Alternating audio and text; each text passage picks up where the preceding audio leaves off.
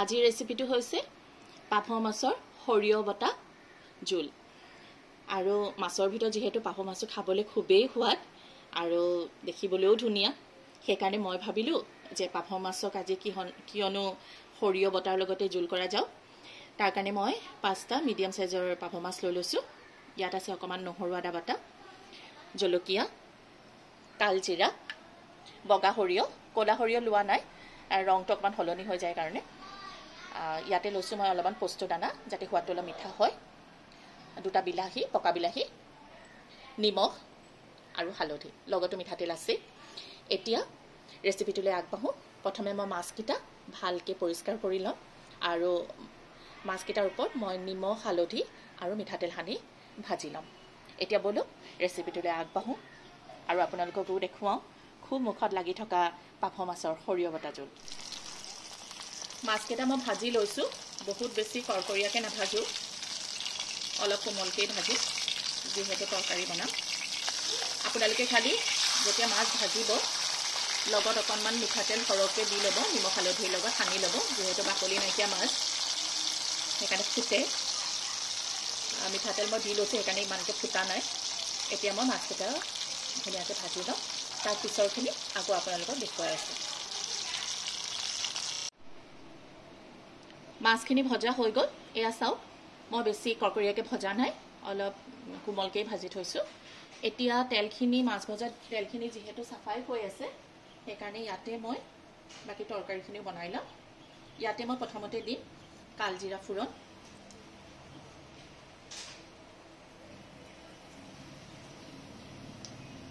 আৰু দিম নহৰু আদা বটা, বেছি নহয় একদম কম।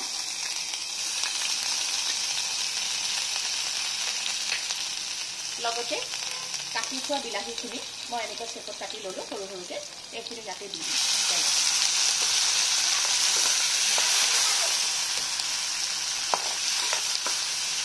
এইটো খুব কম সময়তে হৈ যোৱা এটা ৰেচিপি হয়, খাবলৈ খুবেই সহজ, সোৱাদ, বনাবলৈও সহজ, খাবলৈও সোৱাদ। এইখিনি অকণমান ভাজি ল'ম আৰু ইয়াতে মই দি দিম জোখৰ নিমখ, এয়া ইয়াত দি মই অকণমান হালধি, বেছি হালধি নিদিওঁ, সামান্য হালধি দি দিলোঁ। পুনৰ এইখিনি লৰাই ল'ম, যিহেতু পকা বিলাহী লৈছিলোঁ, এয়া বিলাহীখিনি সিজিয়ে গ'ল। এতিয়া ইয়াৰ ওপৰতে মই সৰিয়হ আৰু পোস্ত বাটাখিনি দি দিম। এইখিনি মই এনেকৈ পিচি লৈছোঁ, পেষ্ট কৰি লৈছোঁ।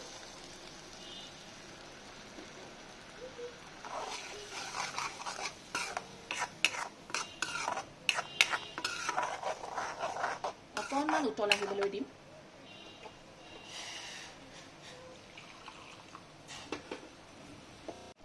সৰিয়হ দি পেলাই বেছি দেৰি এনেকৈ ভাজি নাথাকিব, তেতিয়া সৰিয়হটো তিতা হৈ যায়।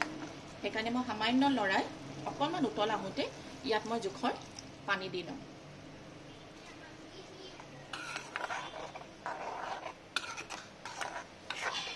এতিয়া এইখিনি মই উতলিবলৈ দিম।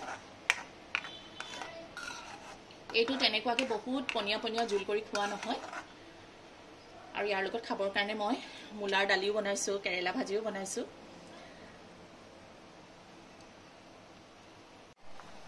এইখিনি খুব ধুনীয়াকৈ উতলি গ'ল।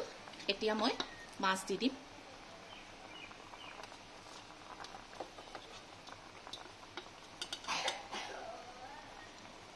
এনেকৈ মাছ দি অলপ দেৰি উতলিবৰ কাৰণে দিম। এয়া মাছ দি উতলিবৰ কাৰণে দিছোঁ। এয়া চাওক, যিহেতু কোমল মাছ, বহুত দেৰি উতলোৱাৰ প্ৰয়োজন নাই। ইয়াতে মই জলকীয়া দি দিছোঁ। জলকীয়াকেইটা ইচ্ছা কৰিলে আপোনালোকে ফালিও দিব পাৰে, মই গোটা গোটাকেই দিছোঁ। এয়া তৰকাৰী হৈ গ'ল। এতিয়া মই গেছটো অফ কৰি দিম আৰু ইয়াৰ ওপৰত দি দিম সামান্য মিঠাতেল।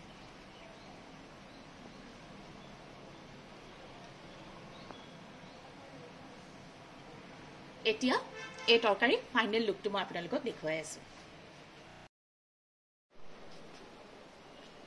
এয়া পাভ মাছৰ সৰিয়হ বটা জোল ৰেডি হৈ গ'ল। আপোনালোকে এনেকৈ বনাই খাই চাব খুব সহজতে বনাব পৰা এটা ৰেচিপি হয় আৰু মাছ বাছোতেও কষ্ট নাই অকণ পেটুকণ বাচিলেই হৈ যায় এনেকুৱা নতুন নতুন ৰেচিপি লৈ পুনৰ আপোনালোকৰ ওচৰলৈ আহিম আজিলৈ আহিছোঁ ধন্যবাদ